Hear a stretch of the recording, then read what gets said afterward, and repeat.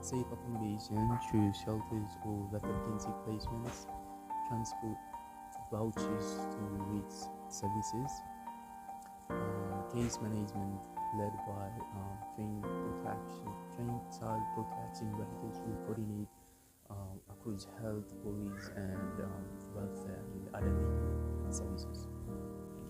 Number two, strong safeguarding in institutions.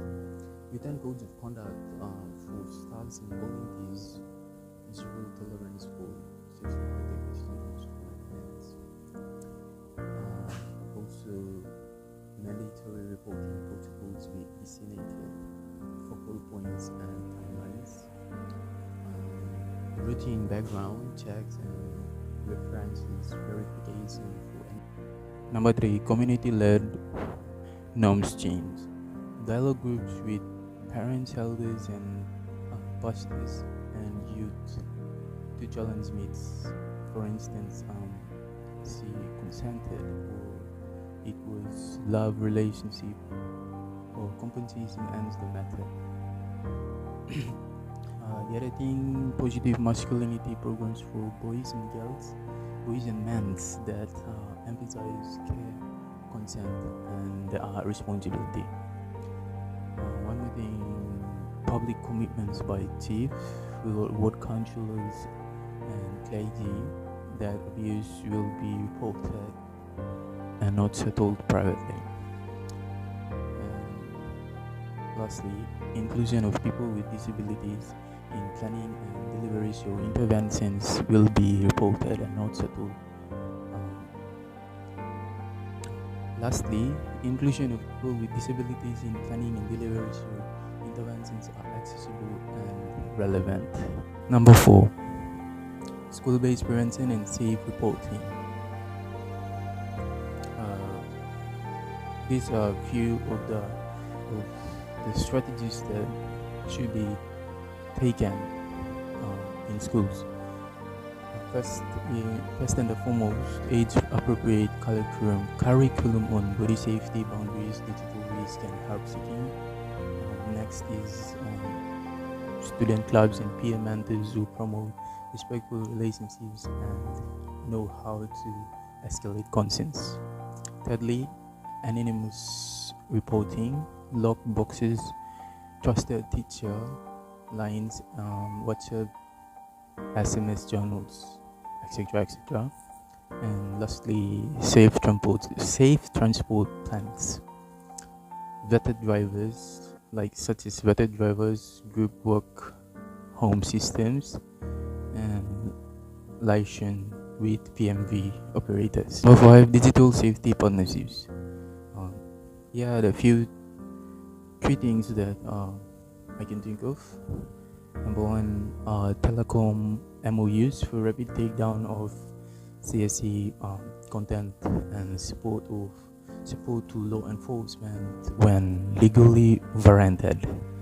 Secondly, zero-rated access to child helplines and information pages.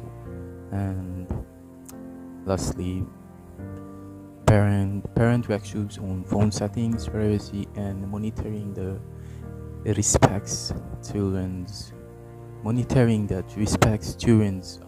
dignity. Number six is justice reform and accountability. Resource FSUVs with staffs, vehicles, and fuel expand. Number seven, data monitoring and planning. Standardized recording across health, police, and welfare with said confidential case IDs. B, periodic community surveys to check knowledge, attitudes, and reporting confidence. C, learning partnership with universities and teachers schools to evaluate programs and share best practices. Practical tools for frontline actors. In order to avoid well-meaning but vague calls for awareness, frontline workers can deploy concrete tools Below are some of the ideas and examples of these strategies. First one is the 4 R's. First, responders. Recognize signs, respond calmly, record facts, not opinions, refer promptly. Second is safety planning guides for children. Who to call, where to go, what to take, how to stay safe online. Next is one-page school thought chart. If a student discloses whom to notify, when to call, parents, police, or whoever the authority, where to send for medical care, and how to document. Next point is chat safeguarding plans displayed at entrances with a hotline number and QR code for reports. Also, community transport vouchers earmarked for survivors to reach clinics or police within 72 hours. Lastly is digital evidence quick guide. It is how to present charts, screenshots, and metadata legally. The other thing is addressing common counter-arguments. 1. This is a Western agenda attacking our culture. Every culture in PNG elevates care for children. No culture condones their sexual exploitation. Distinguishing between cultures, weak values, and harmful practices that have crept in or been justified under custom is essential. Protecting children strengthens, not weakens custom. Secondly is it is a private family matter. It is also a crime and a public health emergency with generational consequences. Communities can still pursue reconciliation rituals, but not in place of child safety and legal accountability.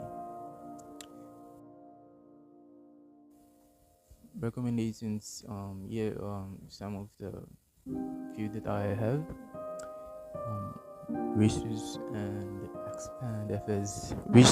expand FSVUs and one-stop centers so survivors can access medical, social, and legal help in one place with mobile outreach for remote districts.